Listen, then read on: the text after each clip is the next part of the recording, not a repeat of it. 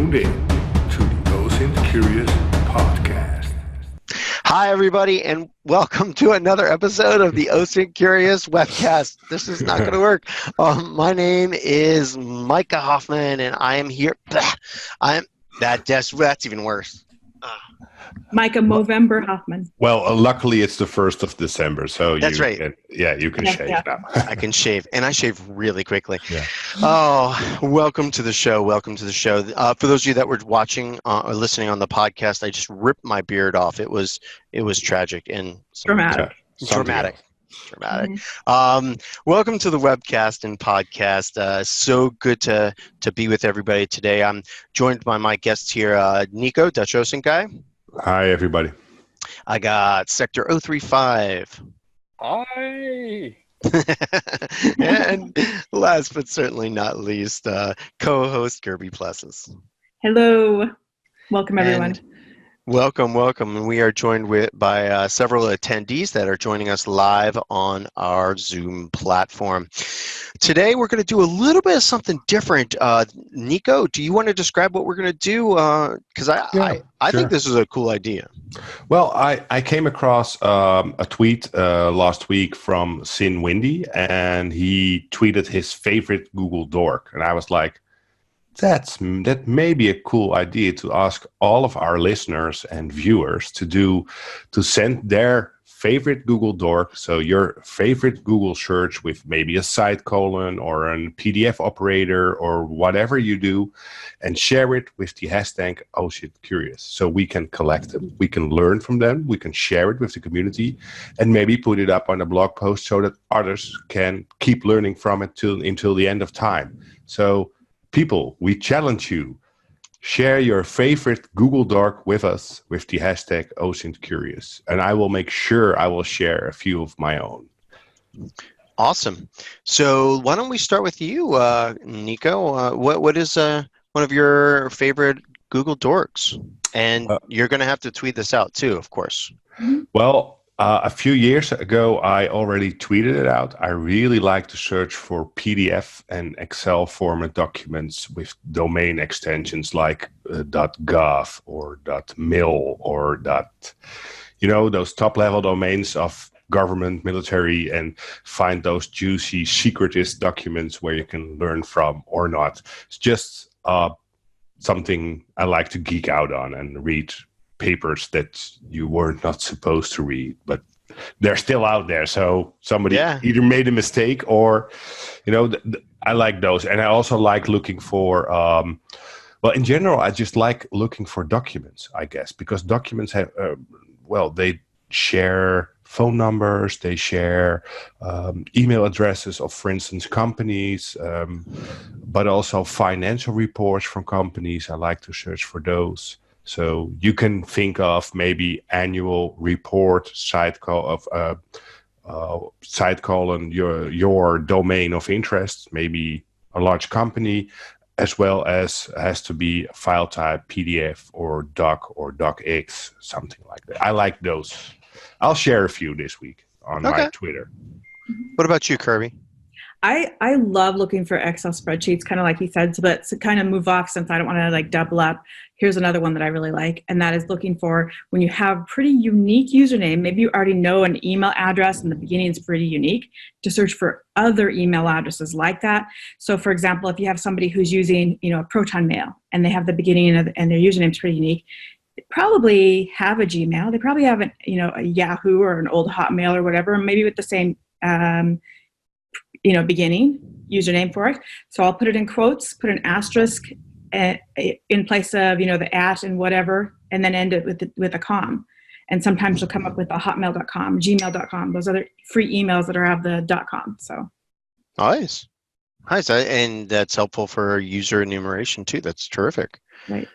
Now, before I move on to sector here, Nico and Kirby, downloading random doc files and Excel spreadsheets and PDFs online, that sounds a little dangerous. What steps do you do to make sure that you don't get infected by any of those silly viruses or macro viruses and stuff like that? Absolutely good question. I always do it in a containerized virtual machine. So I like to spin up either VirtualBox or VMware, and I have my own Linux distribution just for that. And that's not it's not able to connect to the rest of my normal operating system or machine. It's just a container. I kind of do like that, but I put it in a Windows iteration. And the reason I do that is so I can run Foca, because I want to get the metadata out of all those as well. Which I mean, you can run Foca in Linux if you put together your own instance, but I just make it easy.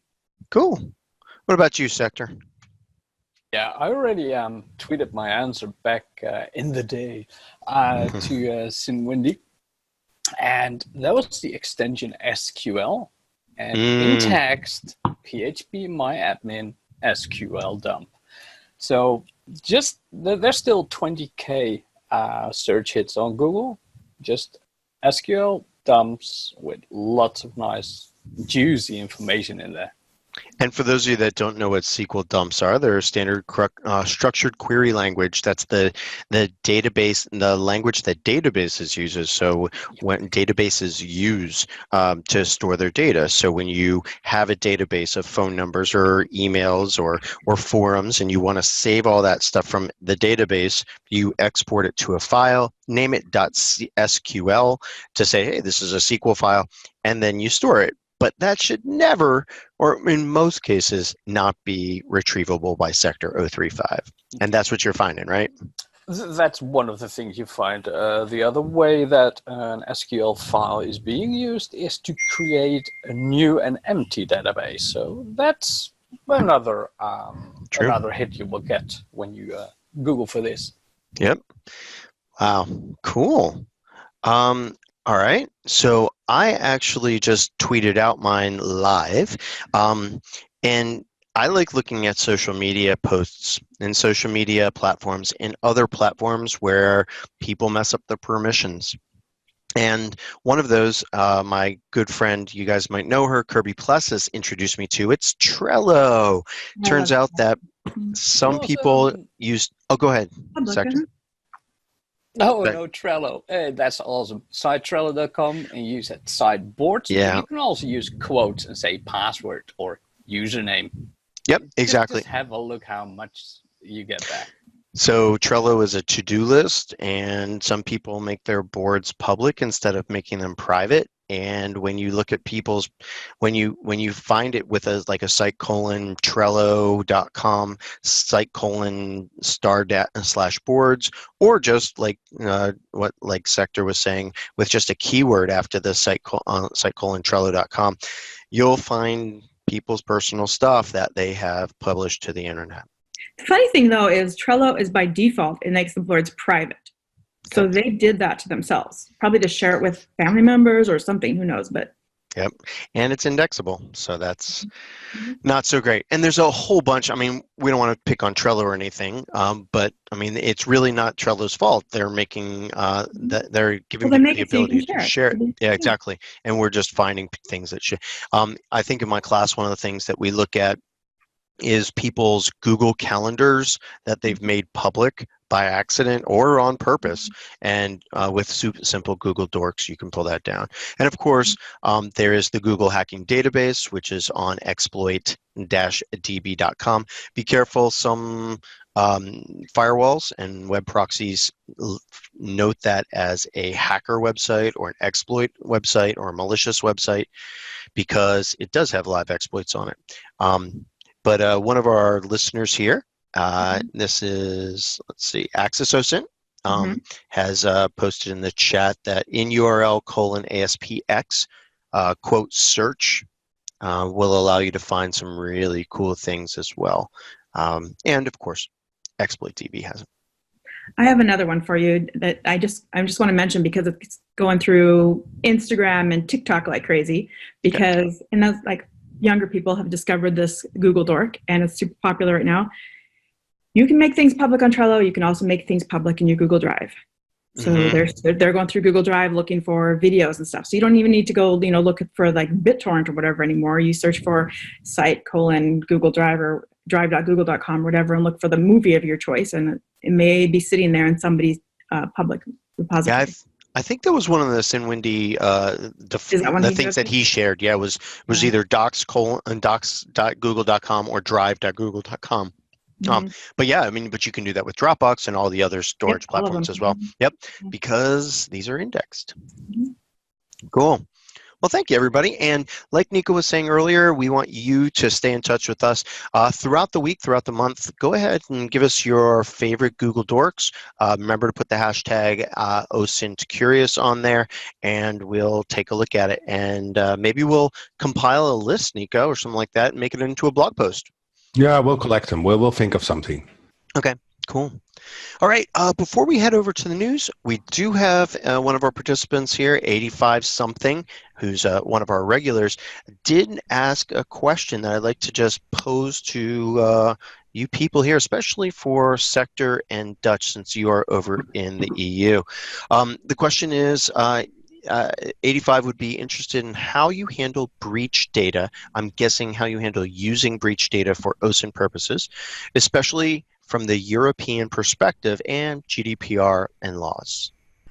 Who wants to start off? Well, I can start off by what I know. When it comes to government, when I was in government, I know they can use it only with strict, very, very, very strict permission from the prosecutor's office. So it has to be handled case by case.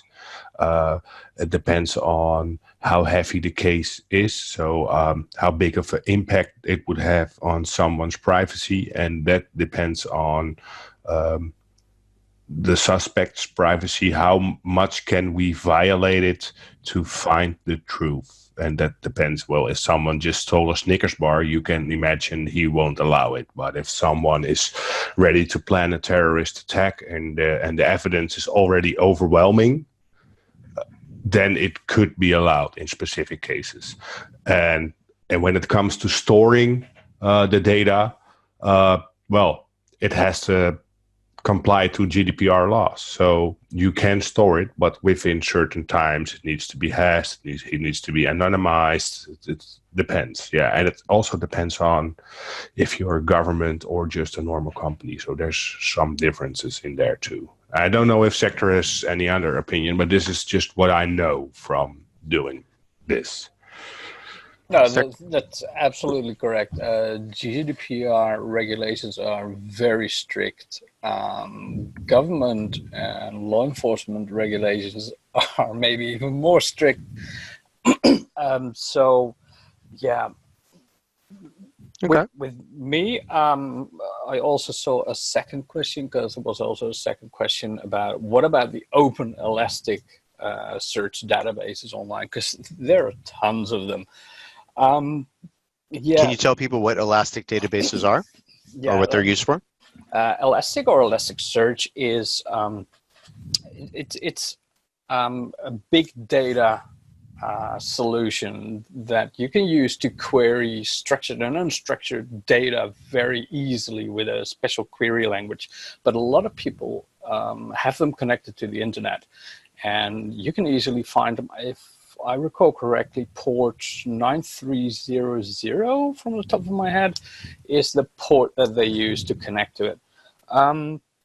Yeah, so sometimes these databases contain lots of good information. From a law perspective, it would be very weird if you would ever get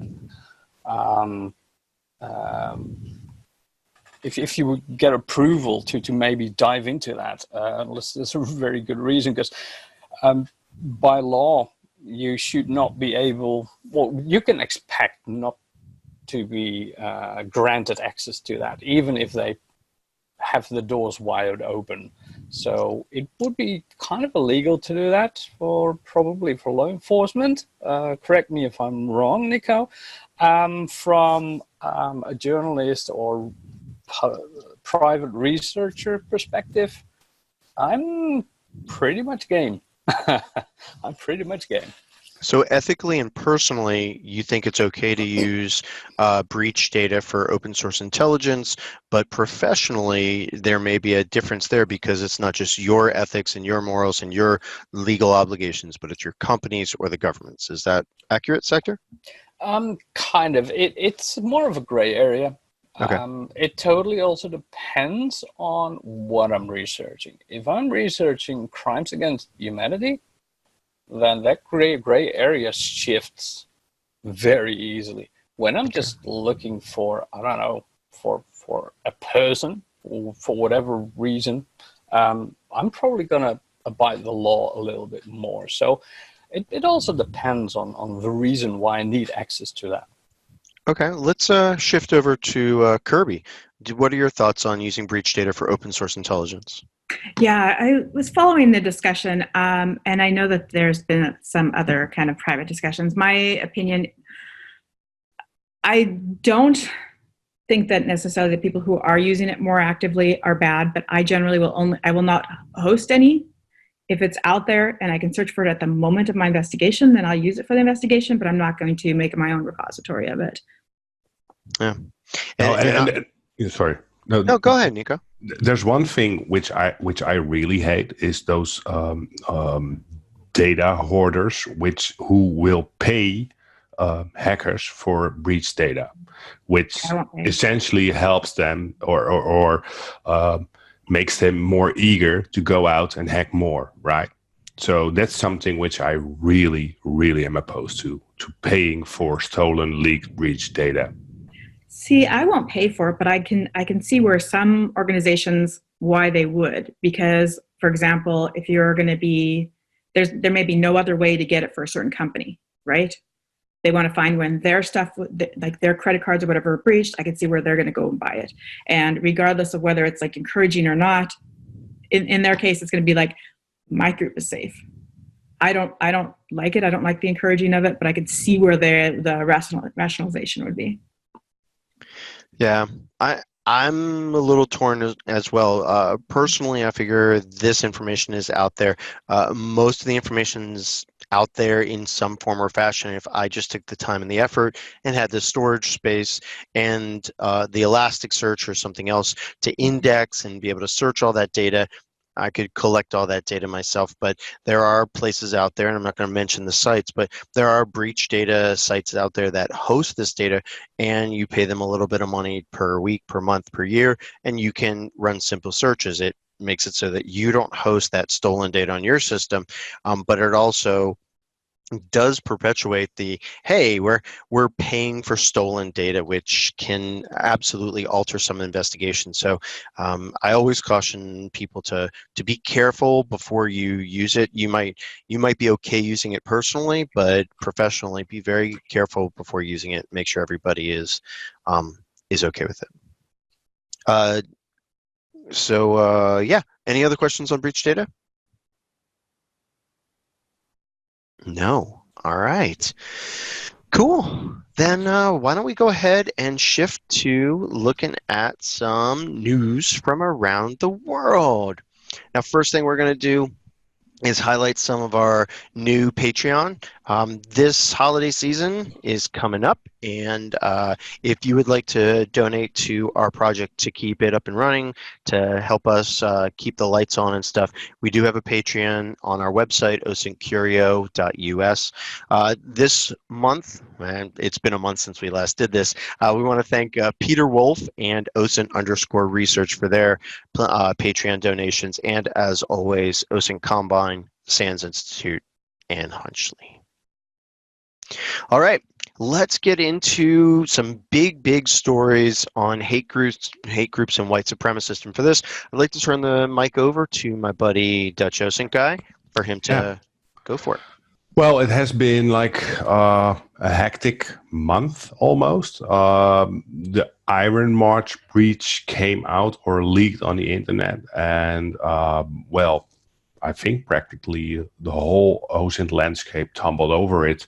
Everybody wanted to grab a piece of it because it was such a treasure of data. It basically was a SQL-like database with IP addresses, email addresses, names, DMs, all forum messages, username changes over years, periods. So you got a whole in-depth glance into hate groups.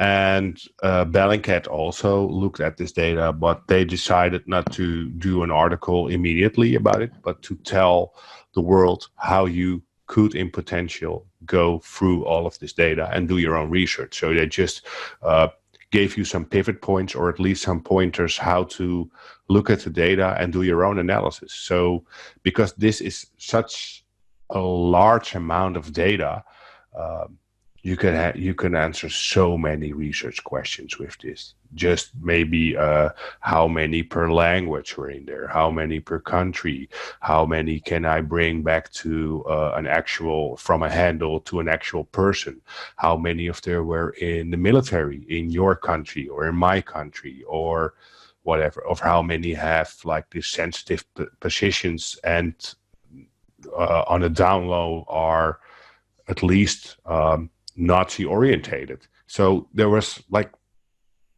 work or analysis for days, months in there. So one of the other things was what I found really interesting when this breach reached the internet. There were some people who made it searchable. For instance, you had a Twitter account called the Jewish Worker account, and he made a website on which you and I could search through all the data.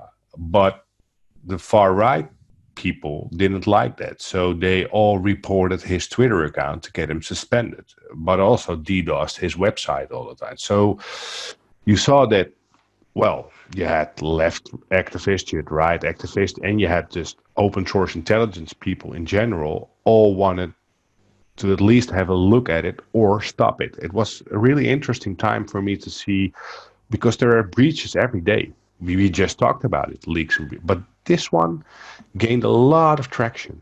And you can imagine why, probably because, I think after World War II, people should have learned a lesson by now.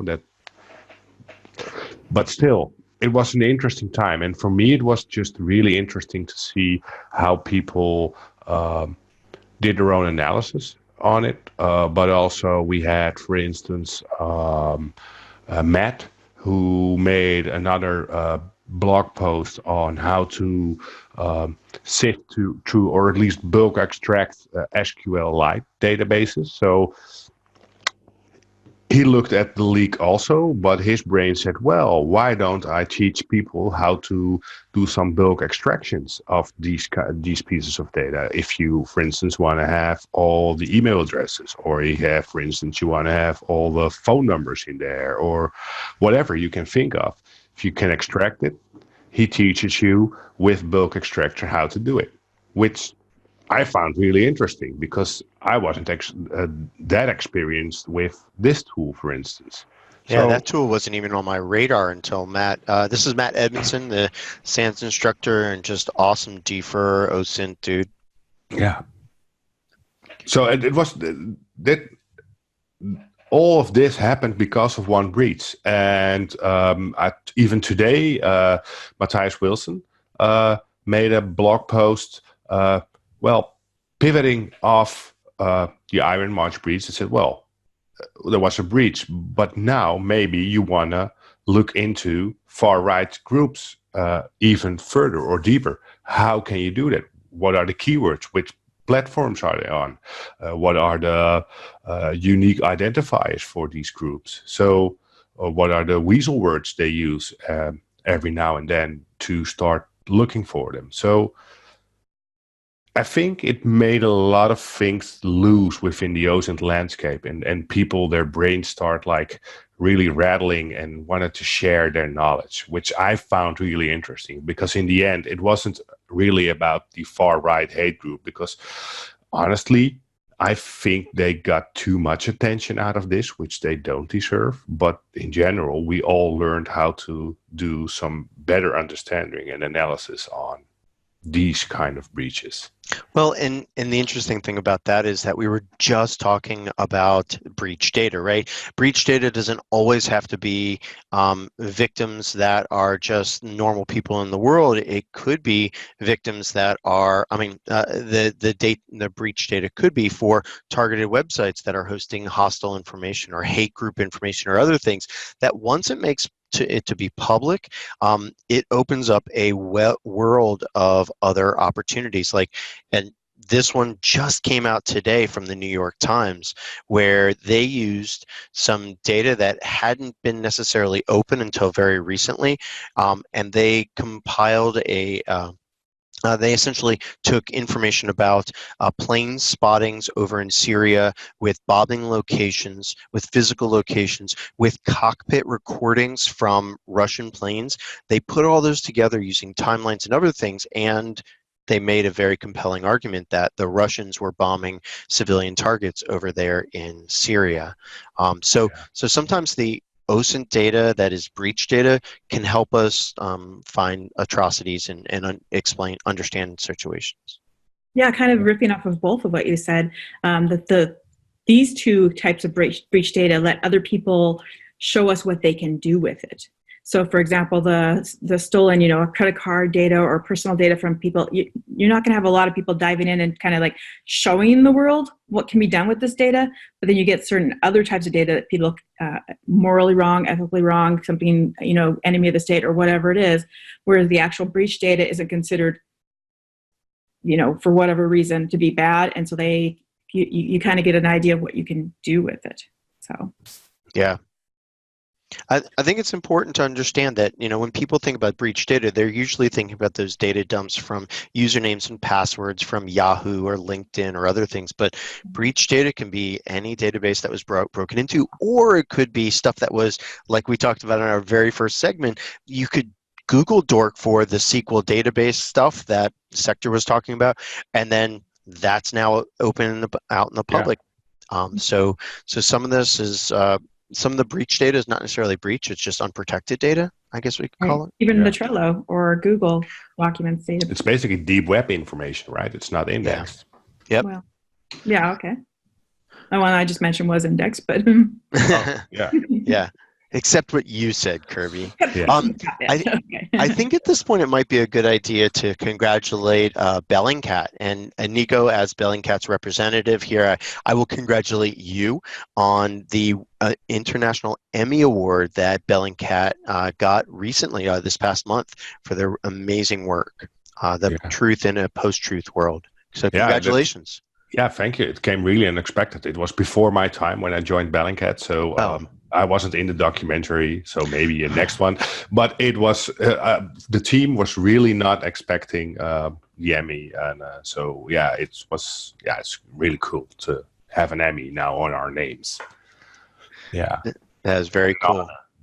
Well, and I think one of the things that I don't know if it was Elliot or somebody else mentioned was that this not legitimizes, but it brings open source intelligence, the power behind some of this investigative journalism that you all have been preaching for a while at Bellingcat, but other people have also been saying, hey, that investigative journalist isn't just magically getting these sources. They're hunting, they're pulling, they're looking at all these different places, and they're using open source intelligence to put these articles together. Now we're finally getting that out into the mainstream, winning an Emmy. That's fabulous for you all and for the OSINT community and field.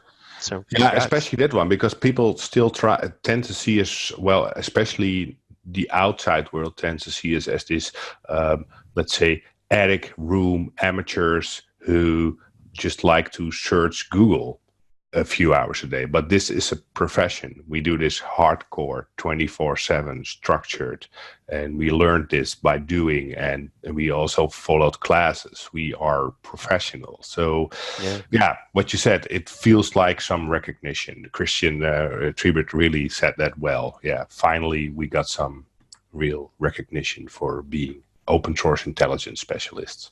And it shows what professionalizing it can do as well. Yeah. So again, you have your hobbyists, you think they found something. Well, if they can structure it, they can, professionalize what they're doing. Maybe they could prove their point. Exactly. Yeah. Yep. Cool. Well, let's take a look at some other tools that are out there on the internet. OSINT Combine, one of our sponsors, just released this wonderful Foursquare tool that is really easy to use. And OSINT Combine's been doing a lot of blog posts lately, like the one on LinkedIn, this one, and some others. And again, I mean, it just helps us understand what's on Foursquare and some other applications. So they're neat on blog. fire. They are. And speaking of social media, I want to pop over to Sector. You did a little Twitter, a little tweet right here about TikTok. TikTok is really hot in the open source community, and there have been some changes to make it a little bit more secure. But Sector, you want to tell us a little bit about what you posted here? Yeah, there was the other week. I forgot who it was, but I think it was Where Online said, "Hey, is it correct that the comments aren't visible anymore in TikTok? And you have to be logged in within, for instance, an app." So I had a look, and I didn't know there was a huge tool for that to export all the comments. But yeah, I've written a blog post about it too. I love APIs, and you, Micah, you and I come from a kind of a same background, IT security, a bit of web application pen testing. So I was really, really curious what was going on, and whether I was able to pull comments in a different way. And it is absolutely possible. You don't even need to have a cookie, because even when you are just visiting the TikTok site, they give you a cookie for free. You can use that cookie, one simple command, and you can pull, I think it was 50 comments at a time, you can pull them in. So if someone else wants to, free cookies, Kirby, indeed. Kirby is posting in the chat, free cookies. So if someone else wants to build a tool, they make it really easy. Yeah. Well, and I appreciate all your more technical things, because I know a lot of OSINTers are focused on the browser, what I can get out of the browser using just the extensions and add-ons that are in there, and maybe don't have access to command line. But I know that there's a bunch of people out there that do have access to the command line and can do a curl command or do some other commands. And in fact, I saw this on SecJuice's website, where they have gone through and done very similar to what Kirby and Sector and Technazet did on our site for Instagram. And on secjuice.com, they've done hey, here's all the different pieces of information that you should take a look at on TikTok when doing OSINT on TikTok. And whether it's looking at unique identifiers or verified badges or just followings and followers. Kind of a neat blog post on how do you start your TikTok investigation. Yeah, it was an interesting one, really. Yeah. All right, let's talk about something here from Kirby. You tweeted out something about the Lawfare podcast. Now, I know that you're really big into podcasts. Can you tell us about this and how it relates to kind of OSINT? Yeah, so Lawfare podcast, it's mostly, I mean, and I have to tell you, before the 2016 elections, this might have been one of the more boring podcasts out there. But since then, they're kind of jumping on everything. And that specifically, that podcast, so if you bring that back up, who they're talking to was someone who did a lot of work on misinformation and like even the background of the whole misinformation campaigns and doctrines from Russia. So this is just, I considered it one of the best podcasts out there for this. It's, I put it in, I have a repository on Bubble Up about misinformation, and because it's just going to get worse, coming up soon.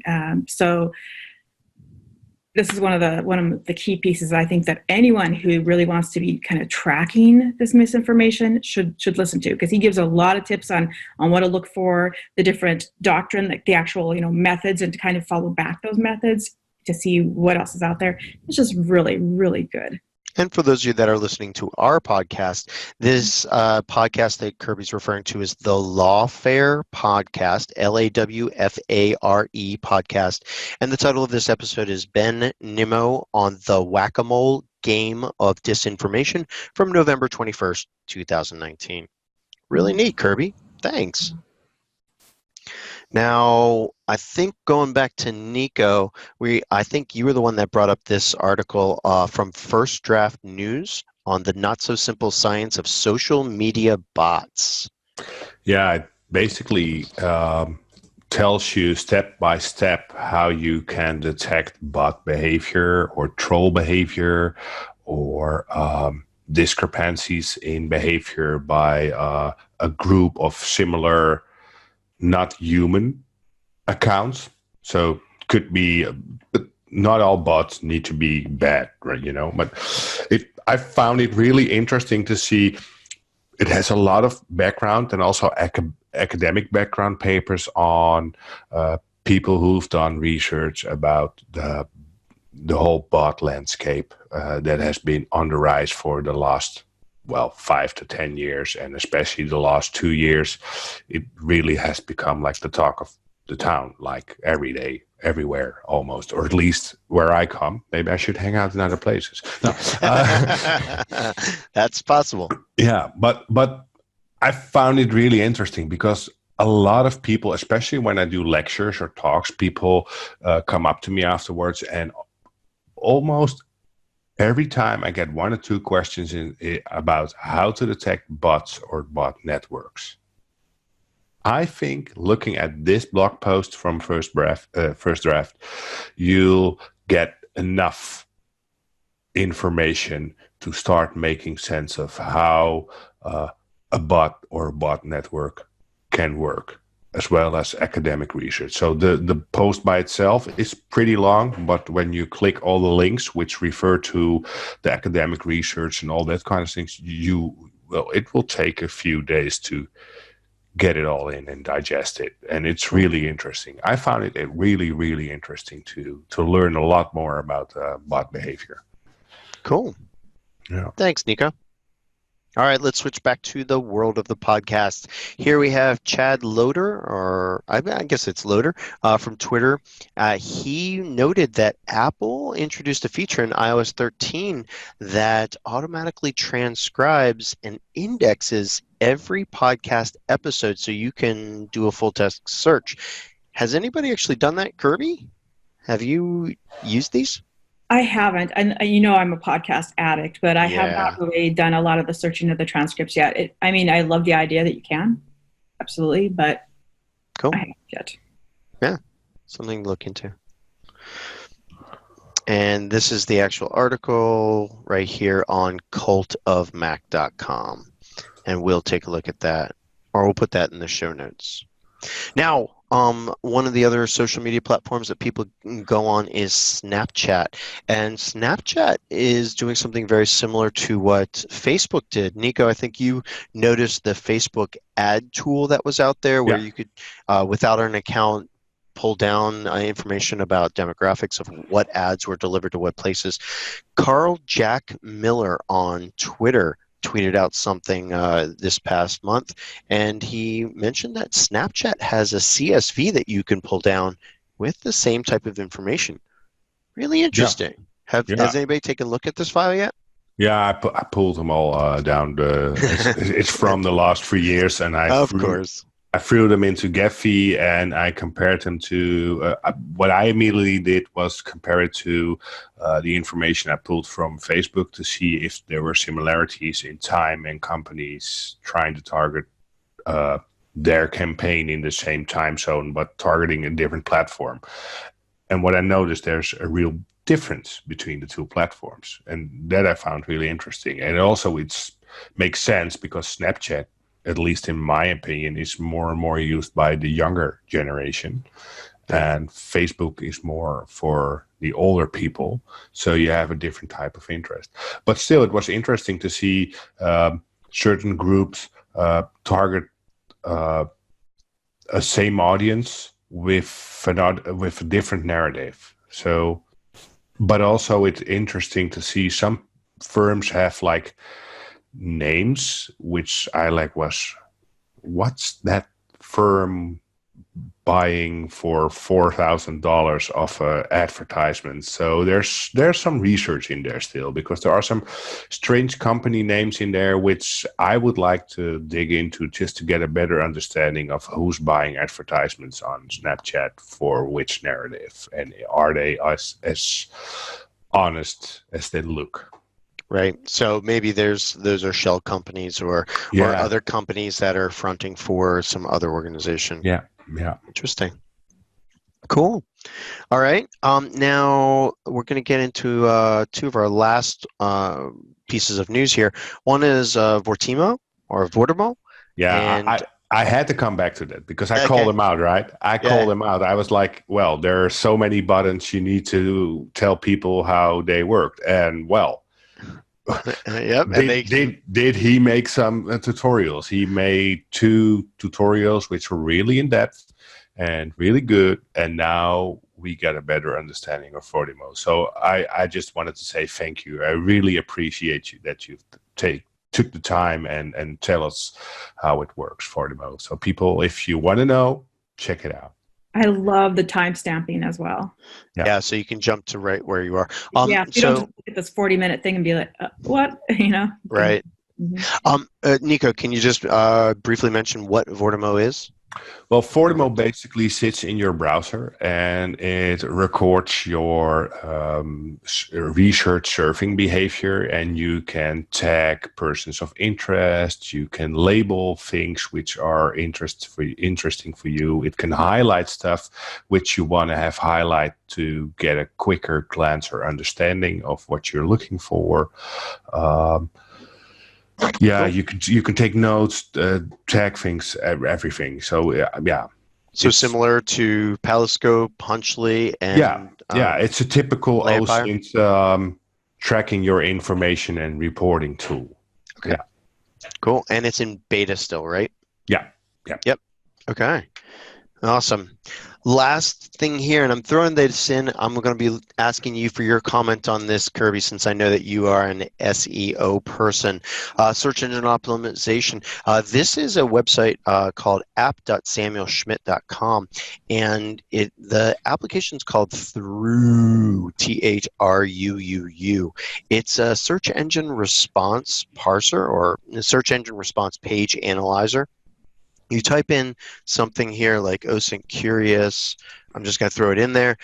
You tell it what location you want and what search engines you want. You can see it has a bunch of different Googles, and I believe it has some of the other ones that are nope, it's all Google.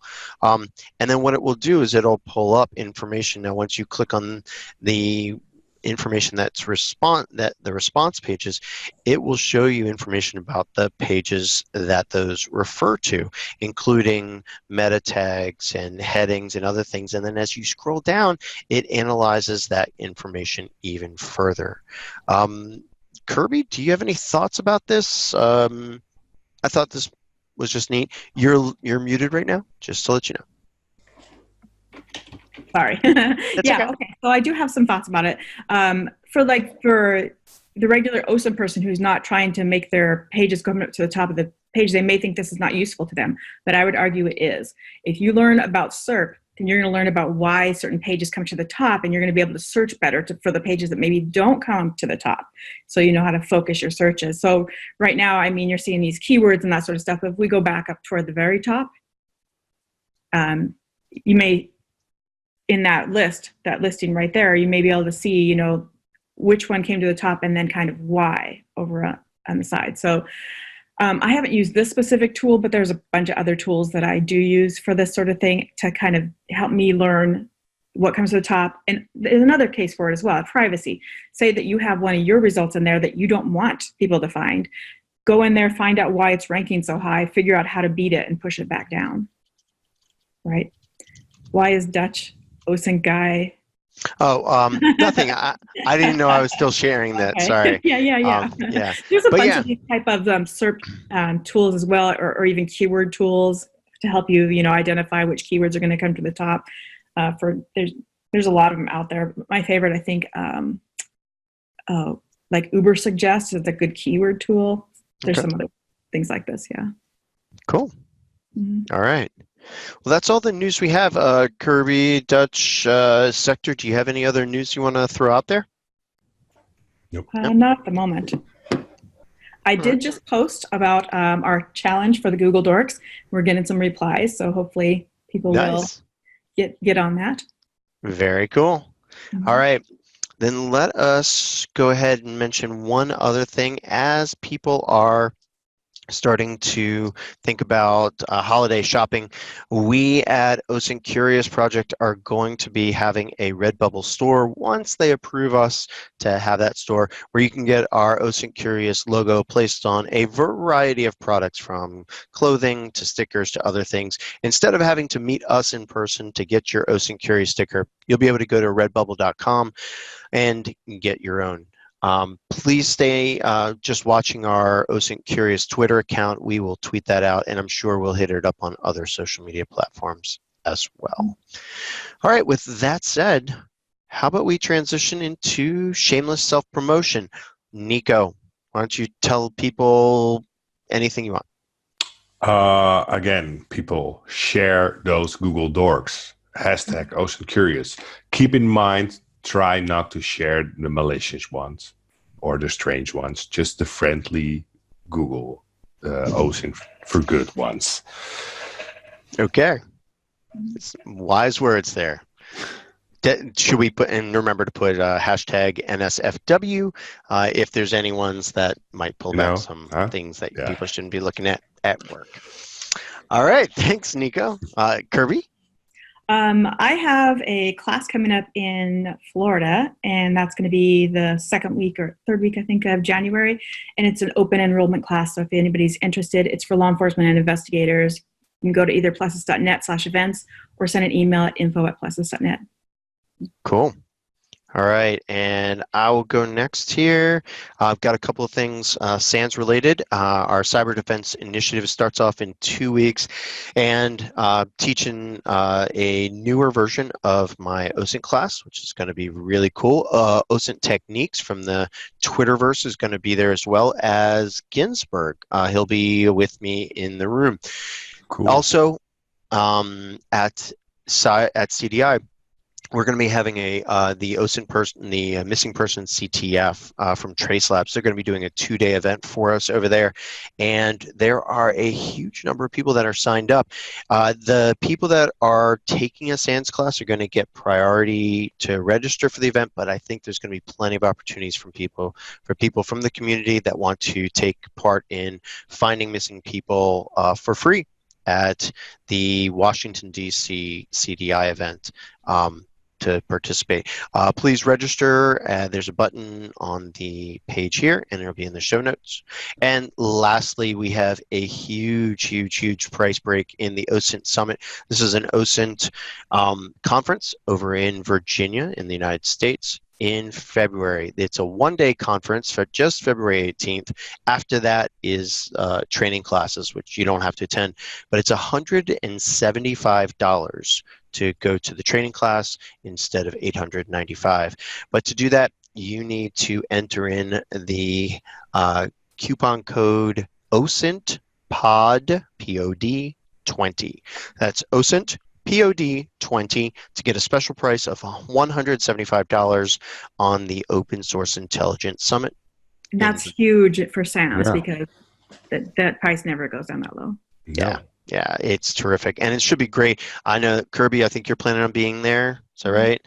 And Nico, we're trying to get you to come over. Yeah. And there's going to be some really other cool people there as well. So come hang out with us. Oh, I think we're actually going to be doing a live broadcast from the OSINT Summit. So we'll be recording a webcast. That's going to be really neat. Last but certainly not least, and I appreciate you being patient here, Sector 035. Tell us whatever you want to tell us. Oh, was almost asleep. No, just kidding. I got no real self-promotion.